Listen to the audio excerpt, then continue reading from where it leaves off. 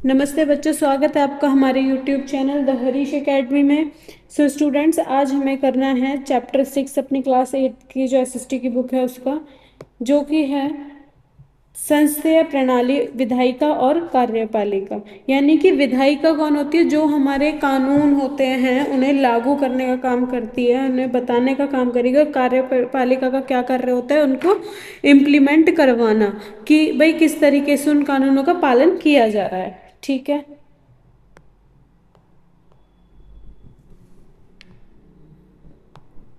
तो ये हमारी संस्थीय विधायिका और कार्यपालिका के बारे में हम इस चैप्टर में पढ़ेंगे। अब सबसे पहले हमें एक कोट दे रखा है ऊपर, जो कि अल्लादी कृष्ण स्वामी अय्यर द्वारा लिखित है।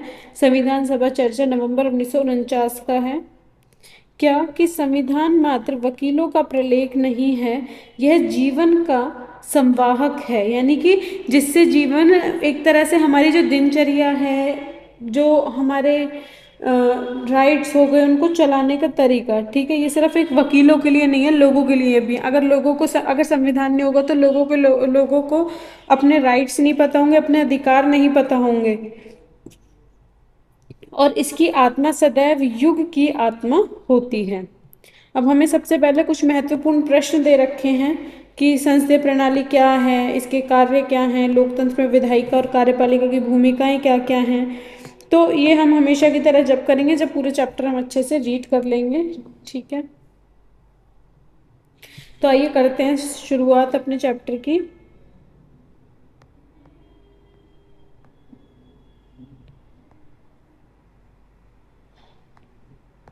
तो देखिए, नालंदा विद्यालय के 8वीं कक्षा के विद्यार्थी दिल्ली में विद्यालय भ्रमण पर थे। यानी कि दिल्ली में जैसे ट्रिप्स जाते हैं स्कूल के, इस तरीके से ट्रिप गया हुआ था। उषा, सुखविंदर, अंजलि, जॉन और फरीदा विशेष रूप से नए संसद भवन को देखने के लिए उत्साहित थे, क्योंकि अभी हमारा नया जो संसद भवन बना है उसको देखने के लिए वो बहुत ज़्यादा उत्साहित थे, बहुत ज़्यादा उन्हें एक्साइटमेंट थी। ठीक है, इसी तरीके का हमें यहाँ एक पिक्चर दे रखी है। त्रिपक्षीय संरचना, यह ना तो वर्गाकार ना ही वृत्ताकार, यह त्रिभुजाकार जैसा है ना, इस तरीके से शो हो रहा है। यह त्रिपक्षीय संरचना संतुलन, समावेशिता और प्रयोजन का प्रतीक है। इसमें हरित निर्माण पद्धति का भी उपयोग किया है, जिससे विद्युत की खपत में 30% की कमी होती है। तो ये आप एक बार खुद से पिक्चर अच्छे से रीड आउट कर लेंगे। अब देखते हैं हम परिचय। ठीक है, तो भारत को स्वतंत्रता देश के अनेक भागों के महान बलिदानों और औपनिवेशिक शासन के विरुद्ध वर्षों के संघर्ष के बाद प्राप्त हुई। एक स्वतंत्र देश के नागरिक अब अपने शासन के बारे में स्वयं निर्णय ले सकते थे। यानी कि जब हमारा देश लोकतांत्रिक हो गया, स्वतंत्र हो गया, तो क्या हम अपने जो देश के निर्णय वो खुद स्वयं ले सकते थे। हमारे राष्ट्र के जीवन में इस नए युग का प्रथम महत्वपूर्ण कदम स्वतंत्र भारत का संविधान तैयार करना था। इस व्यापक दस्तावेज ने राष्ट्र के लिए आधारभूत सिद्धांत स्थापित किए, जिनमें सार्वभौमिक वयस्क मताधिकार भी सम्मिलित हैं, जो देश के सभी वयस्क नागरिकों को उनकी सामाजिक या आर्थिक पृष्ठभूमि, लिंग, जाति या धर्म के भेद के बिना मतदान का अधिकार प्रदान करता है। भारत की जनता अपने प्रतिनिधियों को का प्रत्यक्ष चुनाव कराती है। प्रतिनिधि कौन होते हैं बच्चों? जो इलेक्शंस में खड़े होते हैं ना, जिन्हें हम अपना प्रतिनिधि चुनकर इलेक्शन में, जैसे कांग्रेस पार्टी से कोई खड़ा है, कोई बीजेपी से खड़ा है, उन्हें बोलते हैं प्रतिनिधि। तो प्रत्यक्ष चुनाव करती है, जो लोकसभा के सदस्य बनते हैं। इन निर्वाचित प्रतिनिधियों में से बहुमत दल सरकार का गठन करता है। यानी कि जिसको बहुमत मात्रा में क्या वोटिंग मिलेगी, उसको क्या बनाया जाएगा, उसी की सरकार बनेगी। संसद सरकार की सर्वोच्च विधायी संस्था है। यह देश के लिए कानून बनाती है। इसमें जनता के सभी निर्वाचित प्रतिनिधि सम्मिलित हैं, और यह सरकार के कार्यों को निर्देशित और नियंत्रित करती है। इसलिए सरकार को जनता की सहमति से कार्य करते हुए देखा जा सकता है। 1952 में प्रथम लोकसभा के बाद अब तक 17 लोकसभाएं हो चुकी हैं। 18वीं लोकसभा का गठन जून 2024 में किया गया था। ठीक है, ये देखो हमें जो ये पिक्चर दे रखी है यहाँ पर, ये नई दिल्ली में संसद भवन का निर्माण, इसकी संसद भवन की हमें यहाँ पर ये फोटो शो कर रखी है। अब देखते हैं भारतीय संसद की संरचना, कि किस तरीके की यहाँ की संरचना है, तो इसके बारे में हम जानेंगे। ठीक है, भारतीय संसद में राष्ट्रपति और दो सदन होते हैं, लोकसभा और एक राज्यसभा। लोकसभा को बोलते हैं हाउस ऑफ द पीपल या निम्न सदन यानी कि निचला सदन, और राज्यसभा को बोलेंगे काउंसिल ऑफ स्टेट्स या उच्च सदन। दो सदनों वाली संरचना को द्विसदनीय प्रणाली कहा जाता है। द्वि का अर्थ होता है दो और सदन का अर्थ होता है कक्ष। ठीक है,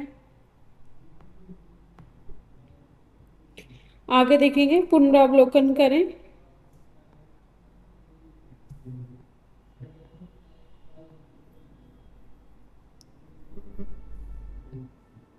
भारत के लोग लोकसभा के लिए अपने प्रतिनिधियों का निर्वाचन प्रत्यक्ष मतदान सार्वभौमिक वैश्विक मताधिकार पर आधारित के माध्यम से करते हैं। संविधान द्वारा इस सदन के सदस्यों की अधिकतम संख्या 550 निर्धारित की गई है। राज्यसभा के सांसदों का चुनाव निर्वाचक मंडल द्वारा अप्रत्यक्ष रूप से किया जाता है। इस संबंध में आपने पिछले अध्याय में पढ़ा था राज्यसभा की आवंटित सीटों की संख्या और लोकसभा में प्रतिनिधित्व करने वाले सांसदों की संख्या दोनों ही प्रत्येक राज्य की जनसंख्या पर आधारित होती हैं। इसे अनदेखा ना करें। ये हमें जो पिक्चर दे रखी है ना, ये भारत के संविधान का फ्रंट पेज है। हम जानते हैं कि भारतीय संविधान के अनेक पहलुओं को अन्य देशों के संविधान से लिया गया है। ब्रिटेन की प्रणाली ने हमारी संसदीय प्रणाली को प्रेरित किया। यद्यपि हमारे स्वतंत्रता सेनानियों और संविधान निर्माताओं के पास ऐसे अनुभव थे जिनमें ब्रिटिश औपनिवेशिक शासन की संरचनाओं में भले ही सीमित रूप में भागीदारी से प्राप्त व्यवहारिक अनुभव सम्मिलित था, जिसने उन्हें संसदीय प्रक्रिया से परिचित कराया। इसके साथ ही प्राचीन गणराज्यों की स्मृति और ग्राम सभा की परंपरा भी थी। यहाँ बुजुर्ग सामूहिक निर्णय लिया करते थे, जैसा कि हमने पिछले अध्याय में सीखा है। संविधान निर्माण इस के समय इस बात पर व्यापक विचार विमर्श हुआ, यानी कि इस बात पर काफी चर्चा हुई कि क्या भारत में द्विसदनीय व्यवस्था होनी चाहिए या नहीं। यह प्रतीत हुआ कि केवल एक प्रत्यक्ष से चुना गया सदन स्वतंत्र भारत के समक्ष आने वाली चुनौतियों का सामना करने के लिए पर्याप्त नहीं होगा। संघवाद की भावना के अनुरूप राज्यों की परिषद अर्थात राज्यसभा की आवश्यकता प्रतीत हुई। राज्यसभा की संरचना और उसके निर्वाचन की प्रक्रिया को भी अलग ढंग से निर्धारित किया गया। भारत संघीय व्यवस्था का पालन करता है, जो शासन की एक ऐसी प्रणाली है जिसमें सत्ता का विभाजन केंद्र, राज्यों तथा स्थानीय सरकारों के मध्य किया जाता है। यानी कि केंद्र हो गया राज्य और स्थानीय सरकार कौन सी, जहाँ पर ग्राम पंचायतें नगर पालिकाएं होती हैं। यह व्यवस्था एकता, राष्ट्रीय एकता और स्थानीय सरकारों के बीच संतुलन बनाए रखने में सहायक होती है। अब इसके कार्य क्या क्या हैं। संसद के प्रत्येक सदन में एक पीठासीन अधिकारी होता है जो सुनिश्चित करता है कि चर्चा और विचार विनिमय सुव्यवस्थित रूप से संचालित हो। लोकसभा में सदस्य एक स्पीकर यानी कि अध्यक्ष का निर्वाचन करते हैं, जो सदन की कार्यवाही चलाता है, सदस्यों को बोलने की अनुमति देता है, अनुशासन बनाए रखता है और नियमों का पालन सुनिश्चित करता है। राज्यसभा की अध्यक्षता भारत के उपराष्ट्रपति करते हैं, जो इसके सभापति के रूप में भी काम करते हैं। इसे अनदेखा ना करें। सेंगोल जो एक स्वर्ण मंडित रजत राजदंड है, सेंगोल है ना, जब हमने आपने अगर न्यूज में अब सुना हो, जब संसद भवन नए संसद भवन की स्थापना हुई थी तो सेंगोल ये चोल राज्य से लिया गया था, है ना। तो शायद इसमें दे भी रखा होगा, पढ़ते हैं हम आगे। सेंगोल जो एक स्वर्ण मंडित रजत राजदंड है, 14 अगस्त 1947 को भारत की स्वतंत्रता के अवसर पर प्रतीकात्मक रूप से भारत के प्रथम प्रधानमंत्री पंडित जवाहरलाल नेहरू को सत्ता के हस्तांतरण के शक्तिशाली प्रतीक के रूप में सौंपा गया। इसे अब नई लोकसभा में सभापति की कुर्सी के पास स्थापित किया गया है और यह धर्मसम्मत तथा न्यायपूर्ण शासन का प्रतीक माना जाता है। चोल काल से जुड़ी परंपरा में सेंगोल नए शासकों को यह स्मरण कराने के लिए या यह याद दिलाने के लिए सौंपा जाता था कि सत्ता का संचालन सदैव धर्म और न्याय के मार्गदर्शन में होना चाहिए। इसके शीर्ष पर स्थापित नंदी न्याय का प्रतीक है। ठीक है। राजदंड होता है बच्चों, राजा या रानी द्वारा समारोह में अपनी शक्ति के प्रतीक के रूप में कोई धारण की जाने वाली कोई छड़ी, है ना, इस तरीके से। संसदीय चर्चाओं को सभी के लिए सुलभ बनाने हेतु अनुवाद सेवाएं अनेक भारतीय भाषाओं में उपलब्ध कराई जाती है। पहले एक साथ अनुवाद, समकालिक अनुवाद 12 भाषाओं में उपलब्ध था। हिंदी, अंग्रेजी, असमिया, बांग्ला, गुजराती, कन्नड़, मलयालम, मराठी, उड़िया, तमिल, पंजाबी और तेलुगु। हाल ही में इसमें 6 और भाषाएं जोड़ी गई, बोडो, मैथिली, मणिपुरी, उर्दू, संस्कृत और डोगरी। भविष्य में और भी भाषाओं के सम्मिलित होने की संभावना है। संसद के कार्यपालिका संबंधी उत्तरदायित्व अर्थात यह सुनिश्चित करना कि बनाए गए कानून लागू हों या और क्रियान्वित हों, यानी कि कार्य में लाए जाएं। उसकी विधायी भूमिका अर्थात कानून बनाना जितने ही महत्वपूर्ण है, संघीय कार्यपालिका संसद के विधायी कार्यों और शक्तियों को जीवन प्रदान करती है।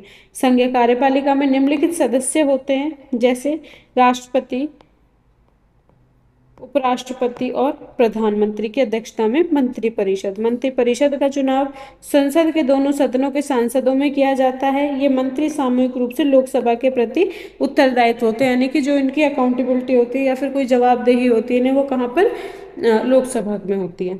आइए अब हम संसद के विधायी और कार्यपालिका संबंधी कार्यों पर चर्चा करते हैं, जैसे कि संसद के विधायी कार्य क्या हैं। तो संविधान के ने संसद के प्रमुख कार्यों को स्पष्ट रूप से निर्धारित किया है। इन्हें सामान्यतः निम्नलिखित शीर्षकों के अंतर्गत वर्गित किया गया है। तो संवैधानिक कार्य क्या है? कानून निर्माण, कार्यपालिका संबंधी उत्तरदायित्व, वित्तीय उत्तरदायित्व। इनका संक्षिप्त विवेचन हम निम्नलिखित अलग अलग खंडों में करेंगे। तो सबसे पहले देखते हैं, आज की अपनी क्लास में हम संवैधानिक कार्य के बारे में पढ़ेंगे। फिर जो आगे के टॉपिक्स है वो हम अपनी कल नेक्स्ट वीडियो में देखेंगे। ठीक है बच्चों, तो आइए संवैधानिक कार्य देखते हैं। सबसे पहले पुनरावलोकन करें। लोकतंत्र और शासन विषय पर अपने पिछले अध्यायों से संसद के कुछ संवैधानिक कार्यों के नाम बताइए। क्या आपने राष्ट्रपति और उपराष्ट्रपति के निर्वाचन का उल्लेख किया? संविधान में संशोधन का क्या वास्तव में ये संसद के अत्यंत महत्वपूर्ण संवैधानिक कार्य हैं? इनके अतिरिक्त भी कुछ अन्य महत्वपूर्ण कार्य जिनका अध्ययन हम उच्च कक्षाओं में करेंगे। तो संसद को प्रत्यक्ष रूप से भारतीय संविधान के मूल्यों की रक्षा का दायित्व सौंपा गया है, यानी कि संसद के पास ये दायित्व है कि वो भारतीयों के जो मूल रक्षक के जो भी अधिकार हैं उनकी रक्षा करे, जिनमें सम्मिलित हैं सार्वभौमिक वयस्क मताधिकार के माध्यम से संसदीय लोकतंत्र को सक्षम बनाने, यानी कि सभी को मतदान का अधिकार हो। विधायिका, कार्यपालिका और न्यायपालिका के बीच शक्तियों के पृथक्करण, पृथक्करण का मतलब होता है बच्चों किसी चीज को अलग करना, यानी कि इनकी जो अलग अलग शक्तियां उनका पालन करना, संघीय व्यवस्था सुनिश्चित करना और कानूनों और नीतियों का निर्माण कर मौलिक अधिकारों और राज्य के नीति निर्देशक तत्वों यानी कि डीपीएसपी को कायम करना। ये राज्य के नीति निर्देशक तत्व मतलब डीपीएसपी यानी डायरेक्टिव प्रिंसिपल ऑफ पॉलिटी।